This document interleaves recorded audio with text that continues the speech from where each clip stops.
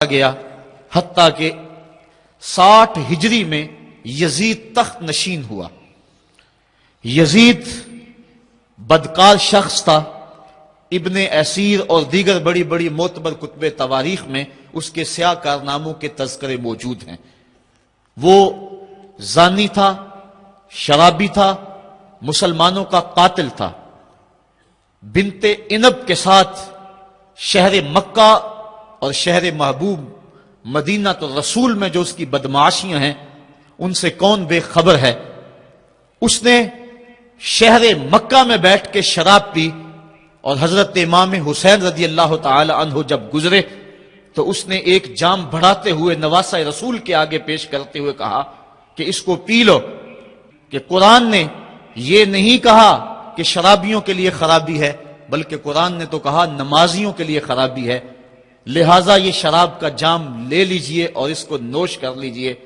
حضرت امام حسین اللہ یاس باللہ کہتے ہوئے آگے گزر گئے۔ انہوں نے یزید کن کرتوتوں کو اپنی آنکھوں کے سامنے دیکھا تھا اور اس کے سیاہ کارنامے حضرت عبداللہ فرماتے ہیں کہ ہم نے اس وقت اس پہ خروج کیا جب ہمیں یقین ہو گیا کہ اس کی کرتوتوں کی وجہ سے آسمان سے کہیں پتھر نہ برسنے لگ جائیں۔ صرف واقعہ کربلا ہی نہیں، اس نے مدینہ تو رسول کے اندر 700 صحابہ کو شہید کیا، 10,000 تابعین کو قتل کیا اور 300 نوجوان خواتین کی آبرو ریزی کروائی۔ اور مکہ المکرمہ میں یزید نے کعبۃ اللہ پہ سنگ باری کی۔ یہ تاریخ کے حوالے ہیں جو آپ کے سامنے رکھ رہا ہوں۔ حتیٰ کہ پورا مطاف پتھروں سے بھر گیا، کعبے کا غلاف جل اٹھا۔ حضرت اسماعیل علیہ السلام کے عوض میں جو دمبا آیا تھا اس کے سینگ کعبۃ اللہ کی چھت پہ رکھے گئے تھے، وہ سینگ بھی جل گئے۔ اسی لیے ان ایام کو ایام حرہ کہا جاتا ہے تاریخ کے اندر۔ 3 دن تک مسجد نبوی میں نہ اذان ہوئی نہ اقامت ہوئی اور مسجد نبوی کے اندر یزید کی فوجوں کے گھوڑے بندھے رہے۔ منبر رسول کی حرمت پامال کر دی گئی۔ اب وہ یزید جب تخت نشین ہوا تو حضرت امام حسین رضی اللہ تعالی عنہ کو ولید بن عتبہ نے بلا کر کہا کہ تم یزید کے لیے بیعت کر لو۔ تو حضرت امام حمام حضرت امام حسین نے 2 ٹوک کہا کہ یہ کیسے ہو سکتا ہے کہ میں اس جیسے ظالم شخص کے ہاتھ پہ بیعت کروں۔ آپ یہ کہہ کے پلٹے تو مروان بن حکم نے مشورہ دیا کہ یہ موقع ہے جانے نہ دو، اگر یہ چلے گئے قابو پانا دوبارہ مشکل ہوگا، لہٰذا ابھی ان کو قتل کر دیا جائے۔ یہ حضرت امام حسین رضی اللہ تعالی عنہ کے کانوں میں آواز پڑی۔ روایات میں آتا ہے کہ آپ نے انہی قدموں کے بل پیچھے پلٹ کے نیام سے تلوار باہر نکالی اور ہوا میں لہرانی شروع کر دی۔ محمدی کچھار سے حیدری شیر نکل آیا۔ کہا ولید بن عقبہ تو ہمیں نہیں جانتا ہم کون ہیں؟ آنا حسین ابن علی ابن ابی طالب، میں حسین ہوں، علی کا بیٹا ہوں اور علی ابو طالب کا بیٹا ہے۔ ہمارے گھر میں قرآن اترتا رہا ہے، فرشتے ہمارے گھر میں آتے رہے ہیں۔ وَيَزِيدُ ابن المعاویہ فاسقن فاجر قاتل النفس مولن بالفسق شارب الخمر، اور یزید فاسق ہے، فاجر ہے، مسلمانوں کا قاتل ہے اور شراب پیتا ہے، اس لیے حسین ڈنکے کی چوٹ پہ یزید کی بیعت سے انکار کرتا ہے۔ حضرت امام حمام امام حسین رضی اللہ تعالی عنہ نے انکار بیعت کی وجہ بیان کر دی۔ آج یہ پراپیگنڈا کیا جاتا ہے کہ یہ 2 شہزادوں کی جنگ تھی اور یہ اقتدار کے لیے سب کچھ ہوا۔ اگر یہ بات ہوتی تو ترمح بن عدی کہہ رہا ہے، حاتم تائی کا پوتا، جب آپ میدان کربلا کی طرف بڑھ رہے ہیں، حضور آپ میرے پہاڑوں میں آ جائیں اور 5000 کا لشکر آپ کی پشت پہ رکھ دوں گا اور آپ جدھر بڑھیں گے وہ جان نثاری کرتے ہوئے آپ کے پیچھے ہوں گے اور یزید کی حکومت کے ٹکڑے کر کے رکھ دیں۔ حضرت امام حمام امام حسین نے ترمح بن عدی بن حاتم کی اس پیشکش کو ٹھکرا دیا، کہا میں تو کسی اور کام کے لیے جا رہا ہوں۔ یزید کے چہرے سے اس نقاب کو نوچنا تھا، اس کے مکروہ چہرے کو لوگوں کے سامنے ننگا کر کے بتلانا تھا کہ یہ وہ شخص ہے کہ جس کے بارے میں میرے محبوب اور میرے نانا نے خبر دی ہے کہ بنو امیہ کا ایک ظالم شخص میری سنت کو بدلے گا، اور وہ سنت کو بدلنے والا یہی شخص یزید ہے۔ تو حضرت امام حمام حضرت امام حسین رضی اللہ تعالی عنہ، واقعہ بڑا طویل ہے، مدینہ تو رسول چھوڑا، اور 8 دن حاجی مدینہ تو رسول میں رہتا ہے، اور چھوڑنا قیامت سے کم نہیں ہوتا۔ اور حسین تو پیدا مدینے میں ہوئے تھے، ان کا مسکن مدینے میں، وہ کھیلنے کے لیے نکلتے تھے تو مسجد نبوی کا صحن ہوتا تھا۔ حضرت امام حسین کے گھر کا دروازہ مسجد نبوی کے اندر کھلتا تھا۔ وہ حسین جو مسجد نبوی میں کھیلتا رہا، حضور کے کندھوں پہ سواری کرتا رہا، اور حضور ان کو پکڑ کے اپنے پاؤں پہ اور اپنی رانوں پہ اور اپنے پیٹ پہ اور اپنے سینے پہ بٹھاتے رہے، جن کے لیے حضور خطبہ چھوڑتے رہے، سجدوں کو طول دیتے رہے۔ وہ حسین ابن علی آج اس شہر مدینہ کی بہاروں کو چھوڑ رہے ہیں۔ حضور کی بارگاہ میں آخری سلام کہہ کے اپنی والدہ ماجدہ کی حضور سلام کہنے کے بعد حضرت امام حمام مدینہ تو رسول سے مکہ المکرمہ گئے۔ وہاں پہنچ کے آپ نے ماہ شعبان، ماہ رمضان، ماہ شوال اور ماہ ذیقعد اور ذی الحج کے کچھ دن گزارے۔ 2 ذی الحج کو، یا ایک روایت میں 7 یا 8 ذی الحج کو پھر شہر مکہ بھی چھوڑ دیا۔ قصہ طویل ہے کہ 150 خطوط تھے کوفیوں کے، جنہوں نے لکھا تھا کہ ہمارا امام کوئی نہیں، آپ آئیں اور ہم آپ کی قیادت کے اندر حق کا علم لہرانا چاہتے ہیں۔ صحابہ نے ان کی بے وفائی اور بے مروتی کا تذکرہ کیا تو حضرت امام حمام نے فرمایا میں جانتا ہوں ان کے رویوں کو، لیکن اب انہوں نے چونکہ مجھے خط لکھے ہیں، اور اگر میں نہ گیا تو وہ قیامت کے دن کہیں گے کہ مالک ہم نے تو تیرے رسول کے نواسے کو بلایا تھا، وہ ہماری مدد کے لیے نہیں پہنچا۔ فرمایا اگر میں جاتا ہوں اور کلمہ حق بلند ہو جاتا ہے تو پھر بھی درست، اور اگر وہ بے وفائی کرتے ہیں اور اس رستے میں مجھے جان دینا پڑتی ہے تو پھر بھی کوئی بات نہیں، پھر بھی میں مراد کو پہنچا ہوا اپنے آپ کو پاؤں گا۔ آپ مکہ المکرمہ سے کوفہ کی سمت روانہ ہوئے۔ رستے میں حضرت مسلم بن عقیل کی شہادت کی خبر ملی، لیکن پھر بھی آگے بڑھتے چلے گئے۔ کوفہ سے 2 منزل دور حر بن یزید ریاحی 1000 کے لشکر کے ساتھ مزاحم ہوا اور آپ کو روک کر میدان کربلا میں لے گیا۔ آپ نے کہا کہ میں یزید کی بیعت کسی صورت میں نہیں کروں گا، جس سے صرف حق ہی قبول ہو، یہی جس کا اصل اصول ہو، جو نہ جھک سکے جو نہ بک سکے، اسے کربلائیں ہی راس ہیں۔ حضرت امام حسین امام حمام کربلا کے تپتے ہوئے ریگزار کے اندر 2 محرم کو پہنچے، اور 9 محرم تک آپ مختلف انداز سے مفاہمت کی بات اس انداز سے کرتے رہے کہ میں بیعت نہیں کروں گا، لیکن کچھ تو خون سے بھی بچنا چاہتا ہوں۔ لیکن ان کا ایک ہی مطالبہ تھا کہ ہر صورت میں بیعت کرنا ہوگی، اس کے علاوہ کوئی صورت نہیں ہے۔ ان کا یہ مطالبہ تھا، ان کی بات یہ تھی کہ بیعت تو میں کسی صورت نہیں کر سکتا، چونکہ انکار بیعت کی جو وجہ آپ نے وہاں بیان کی وہ وجہ بہر صورت موجود تھی، اس لیے کہا کہ کسی صورت میں میں یزید کے ہاتھ پہ بیعت نہیں کر سکتا۔ خیر وقت گزرتا گیا، پھر 9 کو یہ بات طے ہو گئی کہ لڑنے کے لیے تیار ہو جاؤ اگر تم نے بیعت نہیں کرنی۔ بیعت کرنے کی صورت میں مراعات سے نوازا جا رہا تھا، بڑے سے بڑا شہنشاہ بھی ہوتا اس کے پاؤں میں بھی لغزش آ جاتی، لیکن حضرت امام حسین رضی اللہ تعالیٰ عنہ نے فرمایا کہ یہ تخت و تاج کیا چیز ہیں، جن کی مسند محبوب کی گلی میں لگی ہو وہ تخت سکندری پہ کبھی تھوکا بھی نہیں کرتے۔ مجھے ان تخت و تاج کی پرواہ نہیں، میں تو کلمت الحق کے اعلیٰ کے لیے میدان عمل میں آیا ہوں۔ آپ نے مقام بیضا پہ خطبہ دیتے ہوئے کہا تھا کہ لوگوں میں جانتا ہوں کہ میرے ساتھ کیا ہونے والا ہے، لیکن اس کے باوجود میں میدان میں اس لیے جا رہا ہوں وَلَكُمْ فِيَّ أُسْوَةٌ کہ میری زندگی تمہارے لیے ایک نمونہ بن جائے۔ آپ نے اپنی زندگی کو قیامت تک آنے والی نسلوں کے لیے ایک نمونہ قرار دیا، اور میں نے پچھلے اجتماع کے موقع پہ کہا تھا، جو احباب پچھلے اجتماع پہ موجود تھے انہیں وہ جملے یاد ہوں گے کہ قیامت تک جبر کے خلاف جتنی بھی تحریکیں اٹھیں گی سب کا قائد حسین ابن علی ہوگا۔ انسان کی عقل اور منطق اس کو یہ دلیلیں دیتی ہے کہ تم جبر کے خلاف اگر میدان میں آئے تو کٹ جاؤ گے، ٹکڑے کر دیے جائیں گے۔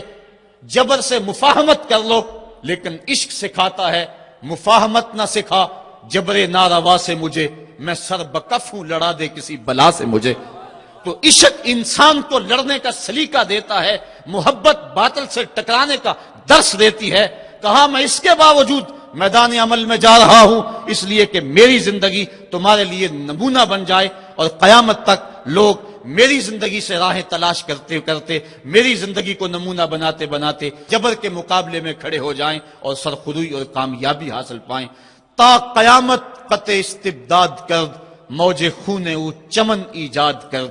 اللہ اللہ بائے بسم اللہ پدر، مانائے ذبح عظیم آیت بسر۔ سرخ رو عشق غیور از خون او، شوخی این مصرع از مضمون او۔ عشق غیور کے چہرے پہ جو سرخی دوڑ رہی ہے یہ حسین ابن علی کے خون کا صدقہ ہے۔ ان کے خون نے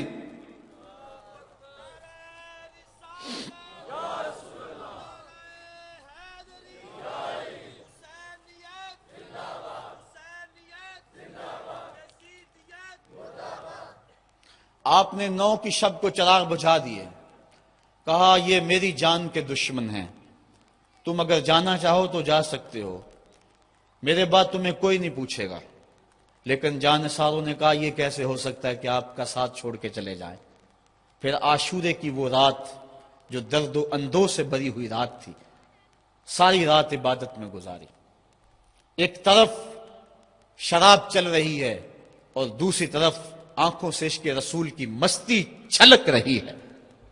تہجد کا وقت ہوا، نماز تہجد ادا کی، شہزادہ علی اکبر نے اذان پڑھی اور کربلا کے ریگزار میں ان کی یہ آخری باجماعت نماز تھی۔ ریگستان کربلا کے ذرے گواہ ہو گئے ان کے سجدوں کے۔ آج کائنات کا وہ انوکھا باب رقم ہونے والا تھا کہ صدیاں جس پہ ناز کریں گی۔ فرشتوں نے کہا تھا مالک تو خلیفہ بنا رہا ہے انسان کو، یہ تو لڑائی کرے گا، سجدے تو ہم کرتے ہیں۔ آج فرشتوں نے بھی دیکھنا تھا کہ سجدہ کرنے کا جو انداز حسین ابن علی کا ہے، فرشتے اپنی زندگی کی ساری کمائی اکٹھی کر لیں، حسین کے سجدے کی زکوٰۃ بھی نہیں بن سکتی۔ جب جبر کی تیغیں چمکنے لگیں اور ایک ایک کر کے آوان و انصار جام شہادت نوش کرنے لگے، کبھی وہب شہید ہو رہے ہیں، کبھی زہر شہید ہو رہے ہیں، کبھی اون و محمد کے لاشیں گر رہے ہیں، کبھی قاسم کی جوانی لٹ رہی ہے، کبھی جواں اکبر کی آواز کربلا کے ریگ زاروں میں گونجتی ہے، یا ابا ہو ادرکنی، میرے باپ مجھے پکڑیے۔ تو حضرت امام حمام دوڑ کے جاتے ہیں اور اپنے جواں بیٹے کی لاش کو کندھوں پہ اٹھا کے خیموں تک پہنچا کے ہاتھ فضا میں بلند کرتے ہوئے عرض کرتے ہیں ربنا تقبل منا ھذا القربان، مالک حسین کی یہ قربانی بھی قبول کر لے۔ معصوم علی اصغر کو ہاتھوں میں لے کر جب سوئے فرات بڑھے اور 2 شاخہ تیر ان کے حلق میں پیوست ہوا، چلو میں خون لے کر آسمان کی طرف اچھال کے کہتے تھے مالک میری یہ کمائی تھی، یہ بھی تیرے راہ میں قربان کرتا ہوں، حسین کی یہ ننھی قربانی بھی قبول کر لے۔ اب آیان و انصار اور اہل بیت کی ایک ایک کلی کربلا کے اندر کٹ گئی، فاطمہ کا سارا چمن اجڑ گیا، مصطفیٰ کی آل میدان کربلا کے اندر کٹ گئی۔ اب امام حمام ہاتھ میں تلوار لیے میدان عمل میں آئے اور آپ نے جو آخری خطبہ دیا تاریخ کے اوراق میں موجود ہے، لوگوں میرا حسب و نسب پہچانو میں کون ہوں، میں کون ہوں مجھے پہچانو، جلدی نہ کرو، ناحق خون اپنے ذمے نہ لو، میں وہ ہوں جو رسول کریم کے کاندھوں پہ کھیلتا رہا ہوں اور مجھے حضور نے لوریاں دے دے کے پالا ہے، میں حضور کی زبان چوسا کرتا ہوں۔ اس وقت دنیا پر کسی نبی کی بیٹی کا بیٹا موجود نہیں، میرا حق پہنچانو۔ لیکن اشقیاء کے آنکھوں کے آگے اندھیرا تھا۔ عمر بن سعد جو رے کی حکومت کے لالچ میں سب کچھ کرنے کے لیے تیار تھا، وہ حضرت سعد بن ابی وقاص کا بیٹا ہے، اور یہ وہ صحابی ہے جن کے لیے حضور کہتے تھے فدا کا امی و ابی، اے سعد میرے ماں باپ تیرے اوپر قربان ہوں۔ غزوہ احد کے موقع پہ حضور ان کے لیے کہہ رہے ہیں، لیکن آج وہی میدان میں نکلا ہوا ہے۔ حضرت امام حمام امام حسین رضی اللہ تعالیٰ عنہ پھر میدان عمل میں آئے، اور پھر دشمنان اہل بیت کے ساتھ جس جرت اور پامردی کے ساتھ آپ نے لڑائی کی، اور آپ کی تیغ براں جس طرح ان کے سر کاٹتی اور ان کا خون چاٹتی رہی، تاریخ کے اوراق میں وہ روشن باب موجود ہیں۔ آواز آ رہی تھی، یہ کون ذی وقار ہے، یہ کون شاہ سوار ہے، لباس ہے پھٹا ہوا، چھدا ہوا، کٹا ہوا، لخت لخت کٹا ہوا، پھر بھی ہے ڈٹا ہوا، یہ بال یقین حسین ہے، یہ نبی کا نور عین ہے۔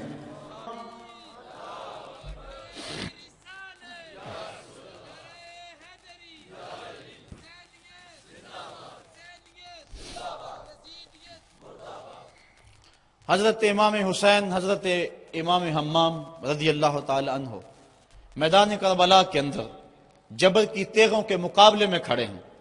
حق بلند ہوتا ہے، باطل کے پاس جتنے مرضی لاؤ لشکر ہوں، باطل بزدل ہوتا ہے، اس کے سینے کے اندر وہ حرارت نہیں ہوتی جو حق کے سینے کے اندر ہوتی ہے۔ ذرا غور تو کرو، 22,000 کا لشکر جرار ان کے مقابلے میں، جو محتاط روایات کے مطابق، ورنہ 82 کی روایت بھی کتب تواریخ میں موجود ہے، بلا 72 افراد جو 3 دن سے بھوکے بھی اور پیاسے بھی ہیں، ان کے لیے 22,000 کا لشکر کیا معنی رکھتا ہے۔ لیکن باطل ہمیشہ بزدل ہوتا ہے، اگر حق میدان عمل میں کھڑا ہو جائے تو کائنات کی کوئی چیز اس کے سامنے نہیں ٹھہر سکتی۔ یہ سبق حضرت امام حمام کی قربانی نے ہمیں پیش کیا۔ 72 افراد جبر کے خلاف کھڑے ہیں، 71 افراد خاک و خون میں ان کے لاشیں مل گئے۔ اب حضرت امام حسین رضی اللہ تعالیٰ عنہ میدان کربلا میں ہیں۔ آپ نے آخری جو خطبہ ارشاد کیا، جس کے الفاظ میں نے آپ کے سامنے رکھے، لیکن انہوں نے ایک ہی بات کہی کہ آپ بیعت کریں یا میدان میں آ جائیں۔ آپ نے کہا کہ میں تو کسی صورت بیعت کرنے کو تیار نہیں۔ پھر میدان عمل میں آئے، ان کو کاٹتے رہے، پھر گھوڑے کو ایڑ لگائی اور فرات کی لہروں میں آئے، پانی کا چلو بھرا اور لشکر اشقیاء کی طرف دیکھ کے کہا کہ تم نے میرے لیے پانی بند کیا، دیکھو آج حوض کوثر پہ بھی حسین کا قبضہ ہے، فرات کی لہروں پہ بھی حسین کا قبضہ ہے۔ لیکن آپ نے اس کے باوجود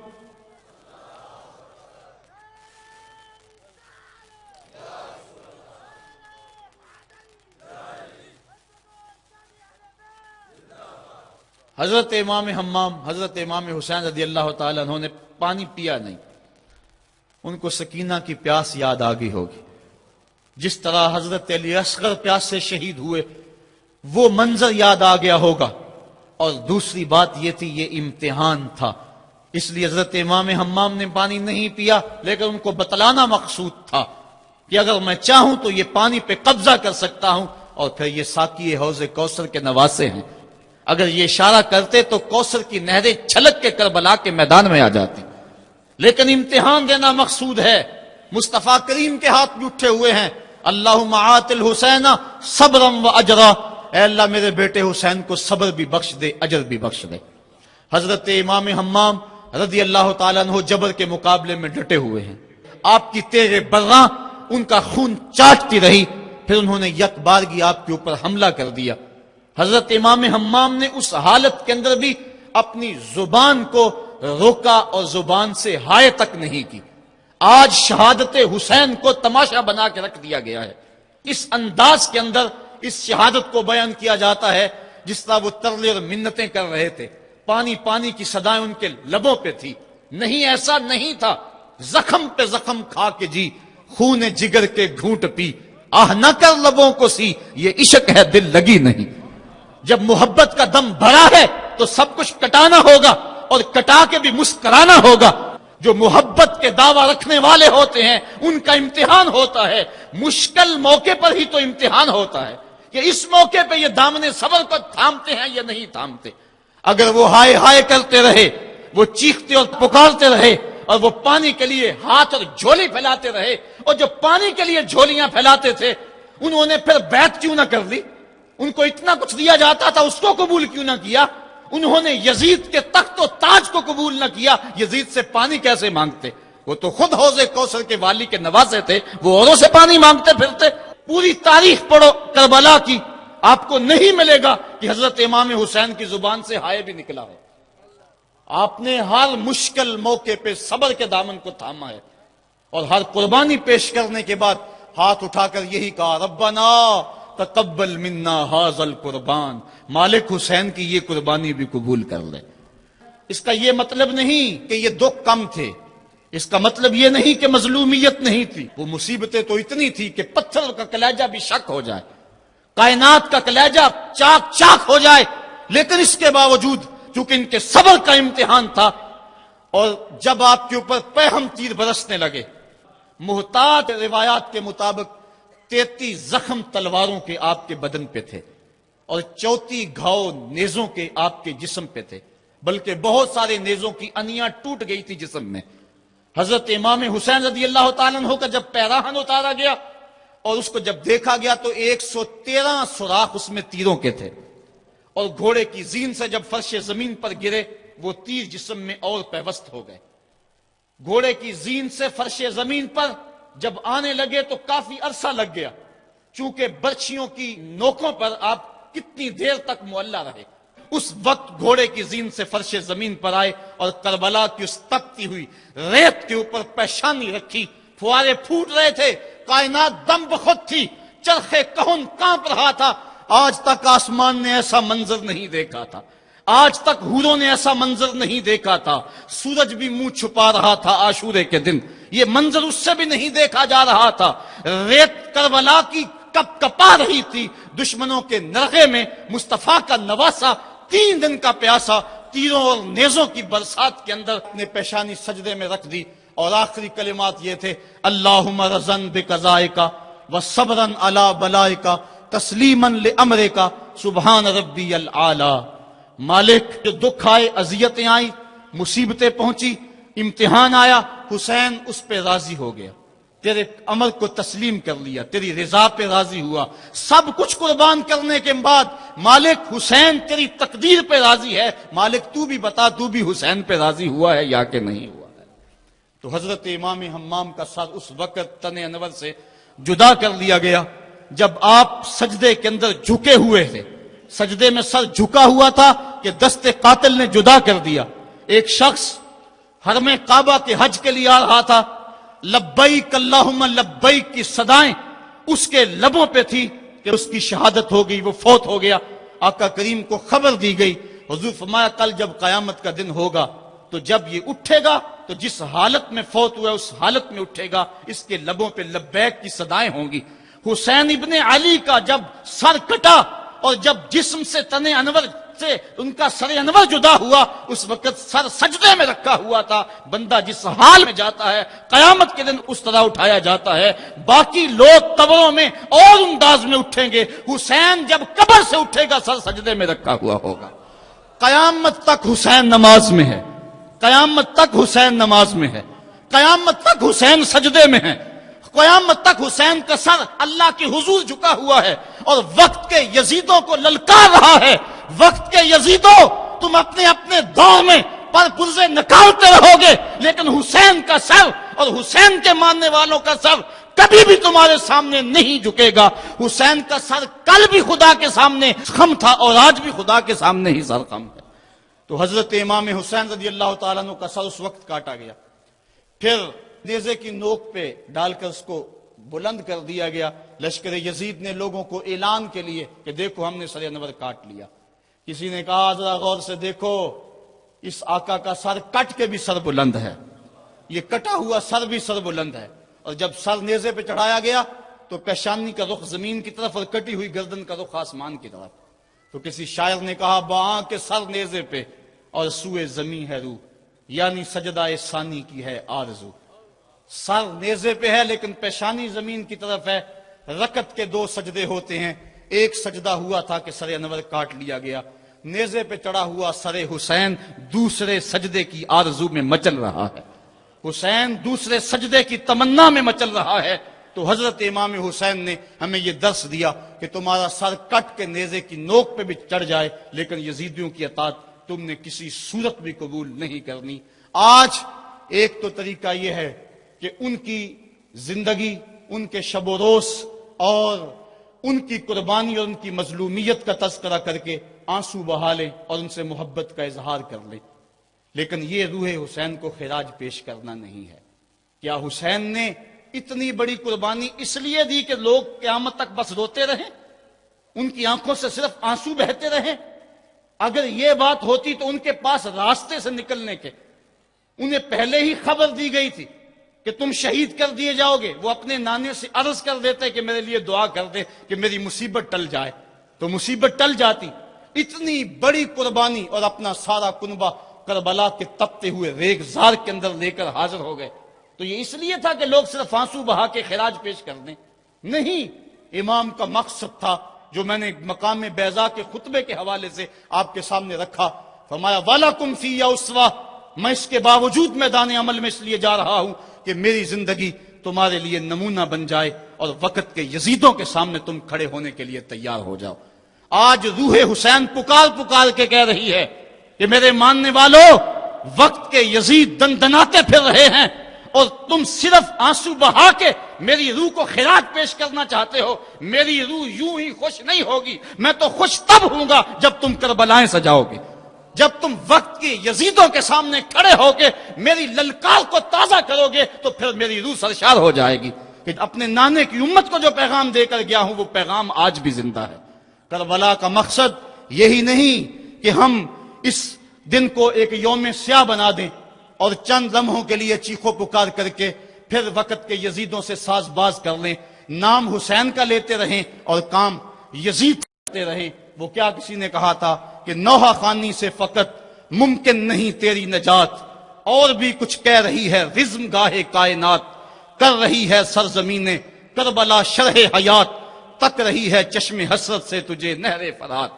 راہ حق میں اب جنون سرفروشی عام کر، اس طرح روشن حسین ابن علی کا نام کر۔ حسین ابن علی کا نام اگر تم نے لیا ہے، حسین کا نام لینا اس بات کی دلیل ہے کہ بندہ جبر کے مقابلے میں کھڑا ہے۔ حسینی تو تبھی کہلائے گا، لیکن اگر قافلہ یزید میں ہو اور نام حسین کا لیتا ہو، وہ تو فرزدق نے بھی کہا تھا حضرت میں کوفے سے پلٹ کر آیا ہوں، میں نے دیکھا ہے کہ کوفے والوں کی تلواریں یزید کے ساتھ ہیں، دل آپ کے ساتھ ہیں۔ اگر تلواریں یزید کے ساتھ ہوں اور دل حسین کے ساتھ ہو تو اس کو قبول نہیں کیا جائے گا۔ جب کوفے والے رونے لگے، جب یہ مقدس اور ملکوتی قافلہ کوفے کے بازاروں میں داخل ہوا اور وہ شہزادیاں جنہوں نے بازار بھی نہیں دیکھا تھا، ان کو بازار سے جب گزارا گیا، وہ سیدہ زینب، لوگوں ایک بات کہتا ہوں، حضرت امام حسین نے کربلا فتح کیا اور سیدہ زینب نے دمشق فتح کیا۔ سیدہ زینب نے قیامت تک کی عورتوں کی لاج رکھ لی اور قیامت تک کے لیے درس دیا کہ اگر باطل کے سامنے حسین نہیں جھکا تو باطل کے سامنے زینب بھی نہیں جھکی۔ زینب کی عظمت کو بھی سلام، حسین ابن علی کی عظمت کو بھی سلام۔ تو جب کوفے میں داخل ہوئے اور وہ رو رہے تھے، ان کی آنکھوں میں آنسو تھے، تو حضرت امام زین العابدین نے کہا کہ اب تمہارا رونا کیا معنی رکھتا ہے؟ کیا تم نے خود ہمیں بلایا نہیں؟ تو یزید کے ساتھ اگر تلوار ہے تو پھر نام حسین لینا فائدہ مند نہیں ہوگا۔